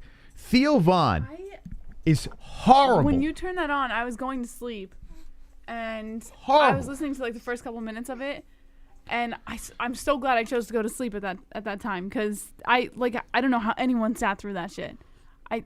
Dude started talking about how he looks like a lesbian and shit, making fun of his hair, and I'm like, this shit is not even funny. Like, what are we fucking 12 years old? Like, he was like telling jokes. He is. I'm gonna say this. I think Brendan Schaub might be a funnier comedian than Theo Von. Theo Von is not funny at all. Mm-hmm. Like, he is 0% funny. I turned it off swiftly. But here's the thing. I got to be fair to Theo. I turned it on after Dave Chappelle. I mean, you follow Dave Chappelle, there's a problem, you know. I pity the person that follows Dave Chappelle, but I did do that. Oh my God, it was terrible. Anyway, I'm sorry. God. I feel like I needed like a cold shower after. I was like, what is this? I say we watch Bill Burr or something to make up for Theo Von. Although Bill Burr, who I think is very funny, I feel he's kind of declined in his stand-up specials. Him on a podcast just ranting is great. Great. But I feel like his stand-up has kind of dove a little bit, whereas Dave Chappelle he just keeps going up, in my opinion. Anyway, I don't know. That's just my opinion on comedy. Who cares, right? Von is cringe. The guy makes up the worst rhymes and thinks it's funny. I don't even know. He's laughing. I'm like, this guy, and he's fucking pacing around on that stage like he's on Adderall. Just back and forth, scurrying around, just constantly talking about his hair. It's like, dude, who's on Adderall? What was that whole Adderall conversation The Glove about? Touch is on like 24/7 Adderall. Really? Yeah. I'm not surprised. That explains a lot. So, Glove Touch. I was on Adderall for a long time, actually. I was on Adderall from 19 until I was 23, I think. Which for some is not a long time, but that's a while. To be on it for a few years, that's a while. But I was on Adderall 24/7 as well. I took extended release in the morning and fast release at night because that's what the doctor prescribed. Come to find out, the doctor was a fucking quack and made me believe something that I had that I didn't actually need the medication for. Like, as soon as I got off of it, everything changed. It affects your mood. It affects your behavior towards people. Like, that is not, I'm telling you, man, that is the worst shit for you. It's the worst. And it affects your physical health. Like, it's horrible. Yeah, the whole chat pretty much, well, not the whole chat. I would say 75% of the chat was pretty much in agreement. And you know what's worse is when you're on it, you think that you're doing better for yourself. Like, when I was on Adderall, I thought, oh, this is going to be good for me. Like, you know, this is going to help me, this and that. And it wasn't until after I had to meet someone to give me a reality check that I realized that it was not good for me. Do not take that stuff, man. Yeah. Like, that is not good stuff. It's messed up, man. If you're on it, just take, wean yourself off that or just stop it, man. All right, anyway, the reason why we were talking about Adderall is Kevin Lee. Did you heard I don't know if you pulled the story with Kevin Lee, but you saw he got suspended. USADA. Adderall? Adderall in the system. Oh, well, it's You an didn't pull it. amphetamine. It's What the dextroamphetamine, so, I mean, it does enhance your performance. All right. You know? So Fedor's fighting. Good luck to Fedor. What do we got here? Adesanya slid to Paulo Costa's DMs. Yeah. Oh, yeah. What did he say? Hold on, I got to pull it up for you. It's actually pretty funny. Oh, Baby's man. over here clicking buttons. I can only imagine. What did Izzy have to say? By the way, I mean, let's go, man. Let's get Izzy versus freaking Whitaker. Let's make it happen. Hold on 1 second. I'll pull it up for you. I used to take Adderall and go to casinos. Terrible idea. Oh, my God. Yeah, it sounds like a rough mix. The first I've time seen I went to a Jesse on Adderall at the casino. Yeah, I was on Adderall. And yeah, no, I mean, listen, some people, Adderall helps. You think everything's a good idea? But like, she was making bets. Like, I was like, what is she doing? It can make you very impulsive, especially if you're being prescribed Adderall and you don't need it. If you need it, it's a different story. But I don't know very many people who actually need dextroamphetamine inside their system. Do you think it gives you an advantage in fighting? 100%. It gives you an advantage in everything. And that's the scary thing about it, is you don't want to stop because you realize what you can do with Adderall. So you gotta be careful. Look at Jesse's shirt, by the way. That was made from an old viewer back in the day, Minion McGrognan on Twitter, who he vanished. He's another one I think died. I don't know what happened to him. He's a really cool dude. And he made a belt shirt, all the belts, when we hit 10,000 subscribers. All the belts. Jesse's rocking an OG MMA-Holes shirt. Shout out to Minion McGrognan. All right. So without giving like the entire story, I'll just tell you what was said. Adesanya has a different theory as to why his foe underperformed in the bright lights. Speaking in a video on his YouTube channel, the middleweight champ is surrounded by too many yes men, specifically calling out Costa's manager and stating that Costa has bought into his own hype. He said, I like to sip my own Kool-Aid, but I don't get drunk off of it. Hold on. Please excuse me. The child has seemed to stop her programming. She's learning how to hit keys on the keyboard, touch phone. It's the whole thing. All right. So he basically mocked the Brazilian accent, saying because he's Paulo Costa, he needs to have this, you need to have that. You know who I'm talking about. Shout out to my man Ismail Walid, whatever. This is not the end of the discussion from Israel, though, who says that he actually tried to offer some friendly advice to Paulo Costa. He went on to explain that he slid into Costa's DMs a little while ago where he tried to convince Costa to make some changes with his team. He said, I DM'd him after the last fight saying he should just switch up his team because he had too many people blowing smoke up his ass. Either That's that hot. or take control of his team and realize, like, oh, I need to be amongst people that are better than me and not the guy that's running the show. I don't feel like that's the goal. Despite how Paulo Costa may feel about him, it seems that Israel Adesanya does not have any hard feelings toward Costa. That's because he fucked him. Regardless, it seems too hard to imagine that Costa will switch up his team, at least at this point in his career. You usually respect your opponent after you butt fuck them, right? Yikes. But what do you think, Paulo Costa now fighting at a weight, saying that he can't hit the weight, and this is going to be a catch weight fight with Marvin Vettori, Jess? Like, what do you think about that? I mean, it's kind of messed up, no? Yeah, I mean, that's not what anybody was looking forward to. So, listen, if Vettori's okay with it, then whatever. You know, like, what are you going to do? But that's not how it's supposed to work, honestly, in my opinion. We have some really fun stuff coming up. So this Saturday, as we said before, Costa versus Vettori. We're going to roll into XMMA where we show the fights. And then the following weekend, this might be, I am more excited about this pay-per-view card than I think anything else. 268, 260. I may be, I don't know. Maybe I'm nuts. Maybe I'm crazy. But because of my prediction might come true, where Glover Teixeira can shock the world and become the Fukin champ.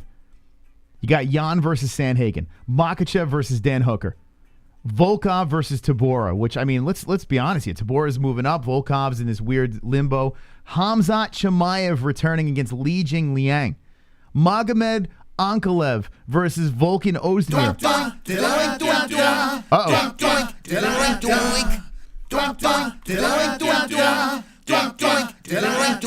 You make him lose the fight terribly inside of the cage. You make him spread his ass cheeks. Now you enter his backstage, and you fill it with your rage. Come on, style bender, one fight. Izzy is inside Costa. Izzy is inside Costa. Wow, Pale Monkey coming Izzy in. wanted a second date, lol. Yeah, maybe that's what it was. He slid to the DMs. Thank you. Let's go. Thanks to the people dropping the Fukin donations. Thank you so much. I'll be back. Appreciate I'm gonna that. get her. Wonderful, wonderful. Okay. Do you want to hold her while you talk? Well, sure. I don't think she'll give you a hard time. That's going to be 2 seconds. So I think UFC 267 is the best card out of the rest of the pay-per-views. Right, Ellie? Yeah.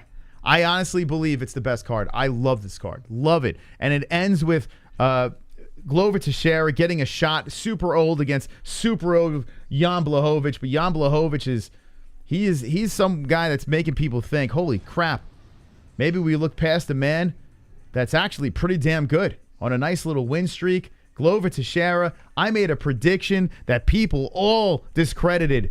And I made the path. I actually did a show carving the path for Glover Teixeira to get a title shot, and here we are. I have the ultimate gloating rights. If Glover Teixeira wins this thing, it would be my most mystical prediction ever. Ever on the MMA-Holes Live. I am really looking forward to that. But the rest of the card is banging. Banging. UFC 268 looks great. 269's coming together really, really impressive with the return of Dustin Poirier and Charlie Olives. But this is the card. This is my card. It's a free card as well. And let me see what time this thing starts. Ellie's trying to grab everything on the table. Let me see what time this thing starts. I think it's an early one, too. I hope not. It is early. That's the only bummer. But, oh, shit. You know who else is on this card? You know who else is on this card? Rob Fukin Schneider. Rob Schneider is on this card as well. Virner Jandiroba. Holy smokes. I laughed so freaking hard when Rob Schneider posted a fucking picture that he didn't know that he was fighting in the UFC or something like that. Rob Fukin Schneider's on this card. Let's go. Wonderful, wonderful. So good, man. So good. Love it. A lot of obs. Up, you're buzzing again. We got to do something about that. We got to child-proof this whole office. But yeah, it's good. It's fun. It's a good one and a free one. So the UFC giving you a freebie. This is going to be some freaking card. We're going to have some breakfast with the boys. Hang with the boys. It's going to be fantastic. What are we going to have for breakfast this day? What do you think? What do you want to do? I know. I'll tell you later. It's going to be so good. Yeah. What's the odds we get your mom 2 weeks in a row? You think she'll... No. Anyone want to babysit the following Sunday? We need a live-in nanny or something. All right. Anyway, looking at these pay-per-views, Jess, I don't know if you've taken a look, but what do you think? Look at this card. How good is this thing? It's gonna be fire, Moss. It's gonna be a banger. Fiery. Did you look at the other pay-per-views? Do you know who's on the No, honestly, I gotta be honest with you, Moss. I can't look at any of the cards. I can't even make my own picks right now. Like, let alone look at cards. So you're gonna have to fill me in. Okay. Anyway, let's ask the chat then, because I know you guys are hardcore, freakish MMA connoisseurs. Thank you, Ellie. Thank you. At least she's not screaming. It's like Why is it so loud? She's just excited. What card are you most excited about? Because Ellie's pretty excited. 267, 268, or 269? I want to know which card you're most excited about in the chat. Mine's 267 in 2 weeks. Bruce says, on my way, Moss. Just Let's call go. me Manny. Myself says, how do we know Paulo won't or will miss weight? How do we know he will miss He's weight? 212, and he said that he is not hitting the weight. He already said it. that they're working on a catch weight fight. So it's pretty messed up. Why isn't he making weight? Does anybody know? Because he's going to give the reason after the fight. So it's going to be some cockamamie excuse. Yeah. So 268 says Brewster, 267 says Dave, 69 says Duke. So we got a whole bunch of different ones here. Let's see. 69, 267 for sure. All right. I don't feel like I'm alone here. I'm excited to see what KHAMZAT. I mean, after following COVID. But then again, what's his face? Had COVID. What the hell's his name? The guy that just fought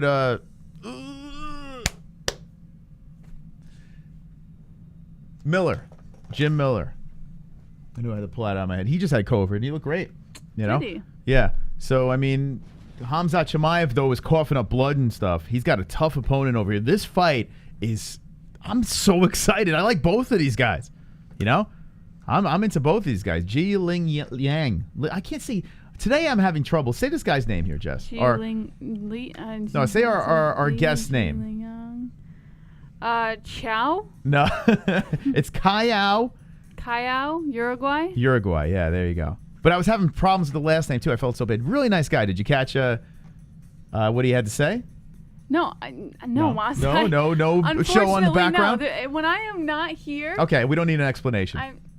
All right, you don't have to Just yes be or a no. jerk about it. No, yes or no. Pacing. Nice guy. Really nice guy from Brazil. I'm actually rooting for him. I know it's very unprofessional since we'd be calling the fights on Saturday night for XMMA 3, but I'm going to be rooting for Kai. Okay. I'm rooting. Caio. I'm rooting for him. Caio. Anyway, let's see. What else? What other kind of news do we have here? Oh, boy. Oh, boy.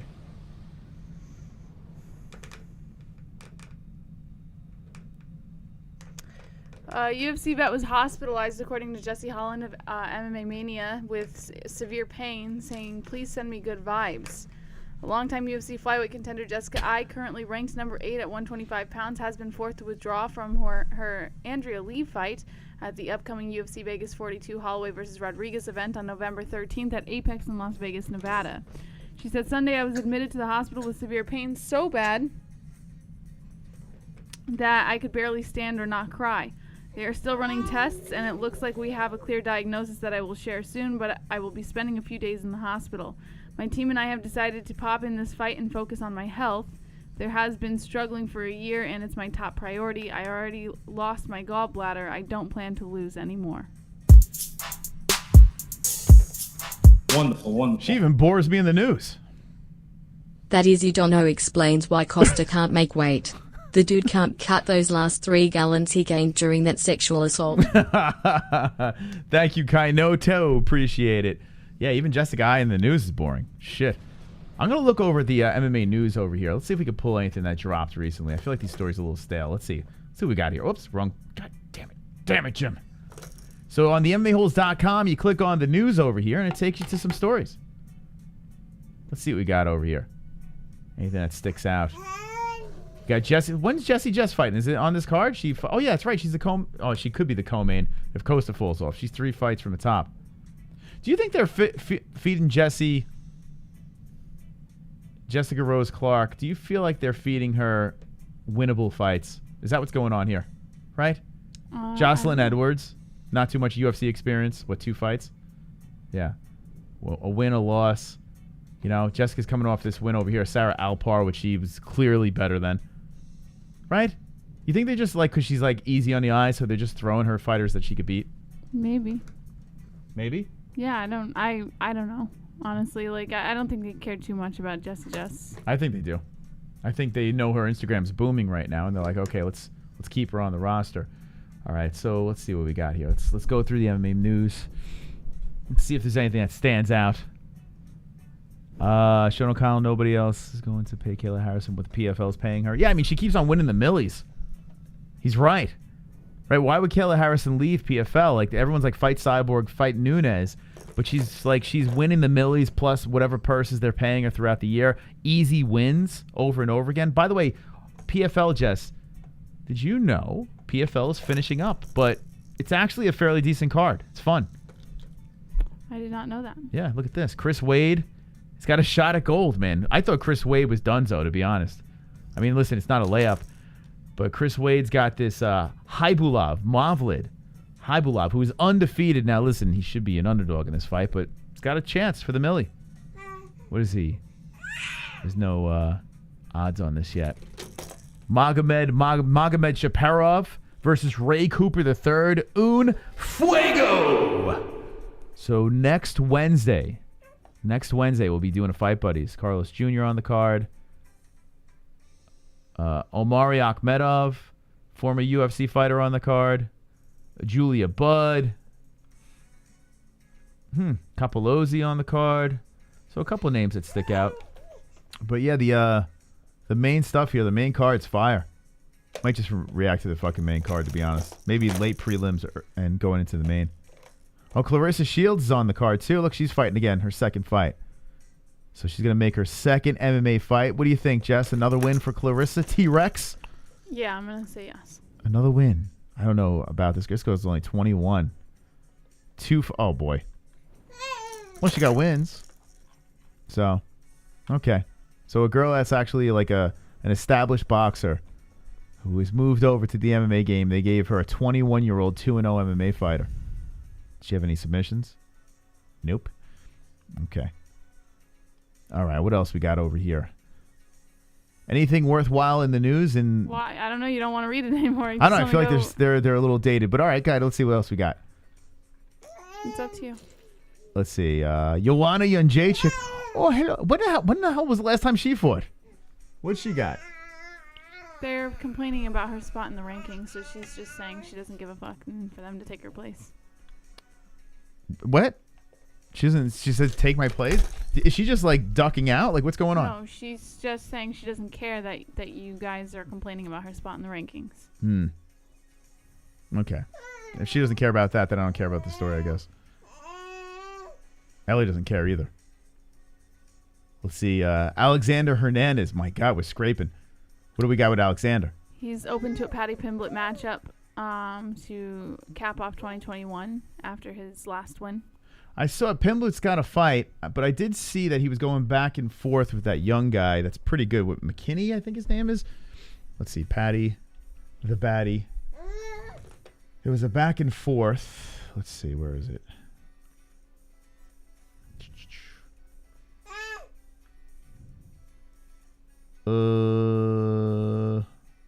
Which is it's a pretty good fight. Tell me about it, Ellie. Tell me some more. Where the hell is it?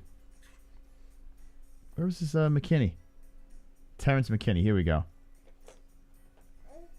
All right, Paddy Pimblett. Where's it? How do you get to the first freaking one?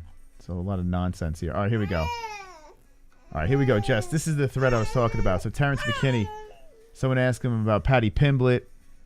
And here's the thread over here. What do we got? What did Paddy say?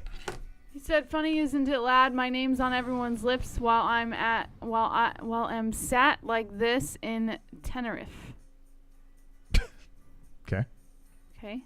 Okay, let's see. Terrence comes back. McKinney. "Damn, you ride fat boy's nuts harder than his warts. Jump off and breathe, bro. Life is good. You making people think you Paddy behind the account." So he's assuming. Okay, let's see what Paddy says. "Will you be in NYC for UFC 268? You can get a pic with me then if you want, bro." Whoa. That's nice of him. "Nah, I ain't gonna waste my time in comments. I put in publicly so people see the guinea pig talking." So now Terrence McKinney opening up this door, he can't be this fight because Paddy apparently signed some sort of contract. I don't know who the hell he's fighting, but someone's on the schedule for Paddy. So it's not Terrence, but I got to say, Terrence McKinney versus Pimblett's pretty fire. What did Pimblett say? Embarrassing himself. It's still going. "You've been fighting 6 years longer than me, and you just got into the UFC at the same time. Weird. And I proved my worth in other organizations. I didn't have to go in the Contender Series like a bum to get signed.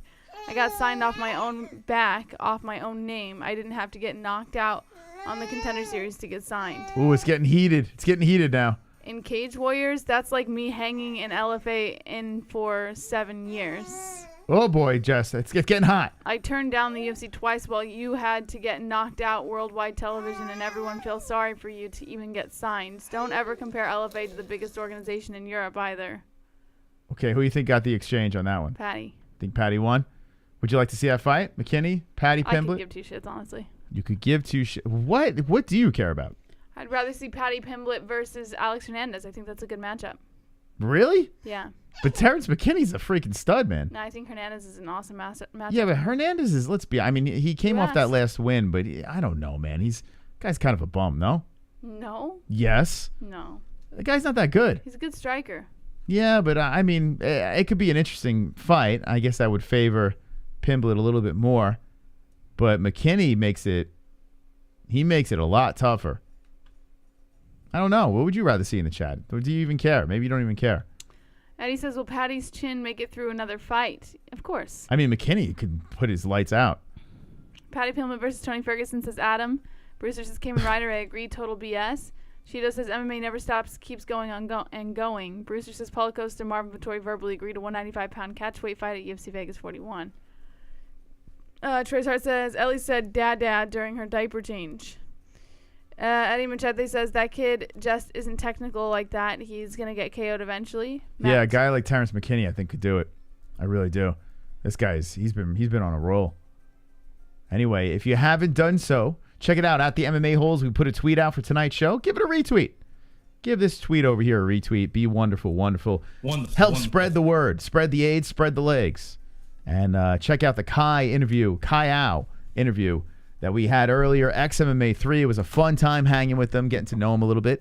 And we've become instant fans. He says he's going to shout us out, Jesse. Okay. Thanks. A big shout out. And I told him I'm going to be his hype man because he doesn't like to talk trash. So I said, well, how about I be the trash talker? And he just beats them up. So what happens is, the face-off happens. And then I stand between them like, you are going to get your ass kicked and you smell like shit. Did you brush your teeth, you stanky fighter? And then I'm going to step out of the way, and then they'll go nose to nose. And then they'll back up, they'll pose, and then I'll creep around the backside of Caio and say, that's right, buddy. You're about to get your shit pushed in by my man over here. Poop right back into your sphincter is what's going to happen Saturday night. And then I just dip right into the crowd as quick as I possibly can because I don't want to get my shit kicked in. It's an excellent idea. Okay, thank you. And he agreed. He verbally agreed to this. So I will be doing this. Okay. And I told him after he thanks God, please thank the MMA-Holes. Hopefully this happens. Well, there you go. Tune in Saturday to find out. Okay.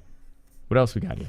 We already covered that. I mean, you already covered it. Yeah, look how trim he was back then, man. Jeez. Okay. Lastly, yeah. Oh, what is that? Whoa. Marvin Vettori. So if you're not aware already, Paul Felder is going to be on the commentary team for the Vettori fight. So we'll get to see 2 fights from Vettori. So Vettori explained his problem with Paul Felder and plans to speak to him during fight week. I don't like gingers. Ellie thought that was funny. Heard her? I did hear that. She laughed. Ellie likes my ginger joke. Yeah. According to MMA Fighting, Marvin Vettori explains his problem with Paul Felder's commentary, saying, ahead of his return against Paulo Costa at UFC Vegas 41, Marvin Vettori ended up engaging in a war of words with UFC fighter Paul Felder while he was serving as color commentator during a recent event. Vettori lashed out over the way Felder was calling a fight between Dan Hooker and Nasrat Haqparast while calling him the worst to ever do it, which led to a spirited exchange between them on social media. Now, as he prepares for his own fight on Saturday night, Vettori will have Felder calling the action cage side, but he promises whatever simmering tension exists between them won't bleed into his performance. He says, I'll definitely put it behind me and I'll be laser focused when I'm in the cage. But then he continued on to say, I just don't like, and again, I came out saying this because I saw it happening to a friend of mine in Nasrat Haqparast and not actually to myself, saying that it actually happened to myself multiple times, and one of the times was actually my last fight against Israel Adesanya. Paul Felder tried to be a smart kid in the comments when he replied to me. I didn't really like that. It's not that I didn't like it. It's just coming from him. It's not like it really made sense, but he tried to be funny. I addressed the thing that was important to me. And then I like how he gets mad. He gets so mad at everybody. But I'm taking Vettori's side on this one because honestly, I think Paul Felder's a little annoying. Well, and then he said, Am I wrong? sometimes I feel like commentators, they just try to bias the public and whoever watches the fight because they have that power sometimes, and it's wrong. We put our heart and soul out there, and even him being a fighter and him even talking to the fighters before the fight, he should know better. Sometimes I don't know what's going on, but I just feel like him in particular, he's a puppet. I'll see him, and I'll talk to him. I like to talk face to face. At the end of the day, we're in a civilized society. Get that puppet, man. Kind of civilized. By saying that, it's not that it's going to bother me or nothing. I just couldn't keep my mouth shut when I saw it happen to a friend. And then he says, I'll talk to him for sure. Whenever I see him, I'll talk to him for sure. I just expect for anybody that does their work to be able to do their job properly. That's what I ask. That's the only thing that I ask. If he does it properly, then there should be no problem. Okay. So what do you think? What are your thoughts? Who's right? Who's wrong? Should Felder get slapped? Honestly, like, I think when you're a fighter going into the cage, he's right. You are putting in, blood, sweat, and tears to be the best of the best and to show what to show off your skill to the public and everything like that. But you have to expect, especially when there's commentary, that there is going to be a little bit of bias. There is going to be some swayed opinion in there. Yeah. It's never going to be like a full fact type of commentary. Otherwise, it's going to be boring to watch. So yes. I think Vettori, he's right, but he also can't get too worked up about things the commentators say because they say it about everybody. Like everybody has had their jab by a commentator. Everybody who's gotten into the cage at least. Listen, I would think Paul Felder is right in this situation, but I'm just not the biggest Paul Felder fan, so I'm just going to go with Vettori on this one. Even though I agree that Felder's doing his job, I'm not a fan of his job. So let's go, Vettori. Beat him over the head with a fucking spaghetti and meatballs. A slice of pizza. Slap him in the face with a slice of pizza or something. I don't know. I don't know. I can't put my finger on it with Paul Felder. I mean, there is one thing when he was going on about Conor, when he jumped on the train, when everyone was lynching him, and Paul Felder jumped on the righteous train. Meanwhile, literally, weeks before that, he was sucking the pee-pee of Conor McGregor because Conor acknowledged his retirement. And Paul Felder was like completely rock hard, jumping on social media, saying, this is great. He responded. And then after that, all of a sudden, he's a terrible man. He's a bad guy because it's the politically correct thing to say, I mean, I don't know, a little bit of a flip-floppy guy. I don't mind Felder very much. Like, I don't think he's ever really done anything to, like, make me get that kind of like vibe off of him. Yeah. There's a lot of fighters who have, but not Felder. I could give two shits. Would you sit through a Paul Felder interview? No, I didn't say I like the guy. I'm not saying. Yeah, I wouldn't. I'm not saying like, I'm a big fan or anything. I'm just saying he's never really done anything to really make me hate him, or dislike him. Don't hate him. I don't hate anybody. Or I said, or dislike him in any way. Just not a fan. His work gives me zero emotion. Mm-hmm. So like I look at Paul Felder, see Paul Felder talking on the screen, I'll leave it muted. And I'll just look at him and say, why the fuck does he look like a who? And then I move on. That's nice. Yeah. Like one of the who's from the Whovilles. I would look at him like, what? What's going on over there? Chris thinks my dad looks like a who. His dad looks like a who too, yes. He does. But his nose isn't like Paul Felder's nose. Like Paul Felder's nose is like this. My dad's nose is more like... Paul Felder more who-ish. Yeah, my dad's nose is more like your dad could be the Grinch, actually. Or like a little chunkier Grinch. A little bit. Grinch... I bet we could dress him up. That stole dinner. That would actually be pretty good, yeah. Your dad would make a good Grinch. Yeah. That'd be cool. But he's not. He's got to be like, he's tall. And he can make that face too. That Yeah, that'd be good. Yeah. It's painted green. But yeah, Paul Felder. I'm just not a fan. Like I don't hate the guy or anything like that. Whether I agree or disagree with his opinion, I just don't give a shit. I think Laura Sanko blew past Felder in the commentary. I think Sanko is like hitting it out of the park. And the fact that I can tolerate Laura Sanko, and most women I can't listen to. Well, Jesse. I think a lot of us can tolerate Laura Sanko over a lot of the commentators because it's a breath of fresh air. She sure is. No, it's not just that. You're right. You can't listen to female commentators. It's like it's annoying. Your ears bleed. Yeah. But Laura Sanko is quite possibly the best female commentator I've ever listened to. At least good. A female who's tried. She knows what she's talking about and she's got that voice. So that being said, it's easy to argue that she could beat Paul Felder at the job. Better, way better. Better, superior, Laura Sanko. Anyway, so that's why I want Marvin Vettori to beat up Paul Felder just for the hell of it. I hope Laura Sanko finger blasts herself in the corner while she watches along, Jess. Okay. All right, is there anything else we have to talk about? Is there anything else here that I missed? Anything you want to talk about in the chat? as we have run short on stories. We spoke to you guys telling you that XMMA is happening this Saturday on this channel, XMMA. The weigh-ins are Friday. What time is it? 1 p.m. on Friday. The Glove Touch and Kendall from our community will be covering the event, so that's wonderful, wonderful. Looking forward to seeing what they got, what kind of content they bring. And the full fights, all of the fights will be live aired on our channel, the MMA-Holes. So make sure you're subscribed, notification bell, share the content so other people can enjoy the fights as well. Also, we will have the Vettori, versus Costa fight that looks like it's happening most likely at like $1.95 or so. So that's happening in the main event over there. This main card starts at 1 p.m. So yeah, I honestly believe that we will be able to consume the main card and just roll right into XMMA. It's beautiful, right? This is 1 p.m. on the, is this Eastern time or wait, what time is this? Or is this our time? Shit, I'm on the wrong. 4 p.m. Eastern time is the main card. Excuse me, what? 4 p.m. Eastern is the main card. So 4 p.m. Eastern is their card. XMA is at 7. So 5, 6, 7. Yeah, we can do this. You think they'll blast us out in 3 hours? I don't see why that's impossible. So the main card, and then we'll roll right into XMA. All right, it's going to be a fun night. Saturday. All right, one's in the chat. If you're going to be in attendance for our fiasco, it is going to be a mega fiasco. We're going to have a babysitter, so it's going to be me and Jesse full-time on Saturday. It's going to be great. It's going to be an epic night where we react to the UFC card. We have XMMA 3 on the channel. One's in the chat. Who's going to be up with us? Let's go breaking down the internet. Yeah. Ha, ha, he, hoo, he, ha, ha, ha, hoo, ah, ooh. Let's go. Look at them, Jesse. They're going to be with us. We ride together.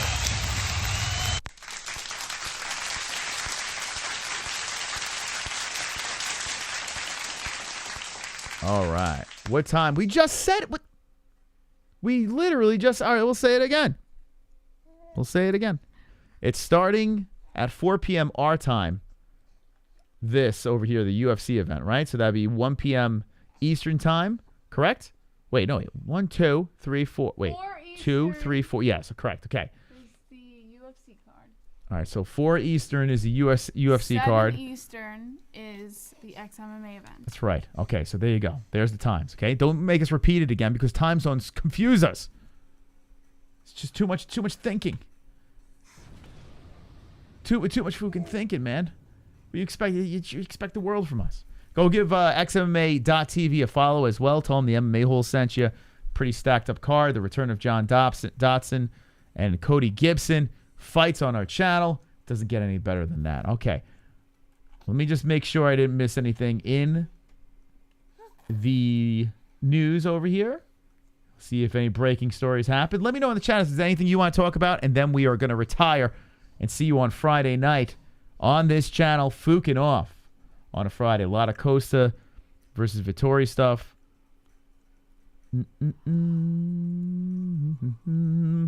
Ariel HELWANI had a couple of champs on today. And we spoke about the Brendan Schaub thing briefly. Couldn't really get into that. I didn't really care much. Bare Knuckles happening Saturday as well. Bellator is happening earlier. I mean, you can legit wake up super early for Bellator, roll into the UFC, roll into XM. It's nuts, man. Saturday is a jam-packed day of fights. All right, last words in the chat. We're out. Jorge Masvidal says Dana White versus a bear. Eddie Machete says Felder. Dana, yeah, I'm on a losing streak, but damn it, I want that title shot. Two Join says, what are the rules for the fighter's chance wheel, bro? Joe B says Fedor. Yeah, the Fedor fight we'll be watching. I don't know if we'll be live for it, but we will be watching for sure. I think that's it, right, for Fedor, his last fight? Drunk Savage says, I'd like to talk about this strange dead skin patch on my thumb. That's gross. Dead skin patch. What is a dead skin patch? Is it like a patch, like a blister? Skin? Like a blister that has nothing in it, just kind of hanging out. How do you get it? How does that happen? It's like a callus? Let's talk about it. Cheeto's dropping the goat in the chat. Two Join says, drunk bro, that sounds like syphilis of the thumb, G. Uncle Mike says, wonderful time. Ann says, yeah, Chris and Jesse. Awesome show. Thanks for the interview. And see you on Fuka Friday says, B-Man. The Great Yash says, Fedor is heavyweight goat, followed by Stipe. Casey says XMMA TV has 1 subscriber. Me. Wait, XMMA TV has 1 subscriber. What do you mean? I don't believe that. On YouTube? No, not on YouTube. Cheeto says not Fedor's last 5. Snow Chicken says it's called Callus. Stripper Thumb says JG. They got 3,000 followers. They just started this shit, so. It has no reason to be there. I think it's Vax related. Did you get Vax drunk? Vax. Yeah, he did. He told us that already. Did he? Yeah. Oh He shit! did. I never pegged drunk to be a vaccine He's guy. got the thumb. He's got the thumb side effect from the vaccine. Jorge Masballs says I'm selling antibodies. Okay. Jonathan Wilberding says Nate Diaz smoking in between rounds. Jess Moss, you guys kick ass as loose nuts. Thank you, Loose Nuts. You kick ass. Appreciate your company once again on a Wednesday night. If you missed the interview, run it back. Oh, super chat. And Rescendence. Colby versus Marty. Colby versus Marty. Okay, listen. I know Marty's going to win. Okay. He's our guy. He's the welterweight GOAT. But I want to see Colby win. What? I want to see Colby win. I do. I really do because I don't believe it. Because honestly, if Usman wins, it's like, like if he wins, it just, solidifies what I was saying about him being better than GSP, and I still stand by that. But if he loses, and I'm wrong on this one, Colby Covington. I mean, who the hell would not want to see Colby as the champ? Who the fuck And then is you that could, guy? and if Masvidal does win his fight against Edwards, you got Colby Covington fighting Masvidal, the roommates, the whole freaking storyline there. Even Leon Edwards versus Covington, I wouldn't even mind. There's just so many fights you can put together. It gets fresh. It refreshes the welterweight division. So as a fan that is selfish, I want Colby to win, but Kamaru Usman is the welterweight GOAT. All right. Okay, we're getting Fair out of here. enough. Ellie, you ready? I want spaghetti and meatballs. Do we have spaghetti? Tonight you're having salmon. Oh. Sorry. Not really When can smart. I have spaghetti and meatballs? Probably not for a while, Moss. You have gastritis. Yeah, but I would like it. I would like to I'm sure take you'd it like on a the lot of chin. things. Spaghetti and meatballs would be so freaking good, right? Like if a bowl of spaghetti and meatballs just appeared right in front of me, I would be the happiest guy in the world. Okay. All right. Thank you guys so much for joining us. We will be live again on Friday at 10 p.m. Eastern Time for Fuka Friday. Make sure you guys are there. Subscribe and hit the notification bell so you know when we're live. Subscribe to our second channel. Link in the description below to Not the MMA-Holes. Thank you so much to our sponsors, Head Rush. I just want like a bowl of spaghetti and meatballs. Polymarket and MysticRootsCBD.com. Promo code MMA-Holes. That's MMA-HOLES for all of your discounts on all of your favorite products, as well as the ESPN Plus link in the description so you can watch the fights this weekend over there. And we are going to be showing XMMA this weekend too, so make sure you guys tune in over here. Like really big meatballs. Thank you guys. We'll see you again soon. Don't be an a-hole. Be an MMA-hole.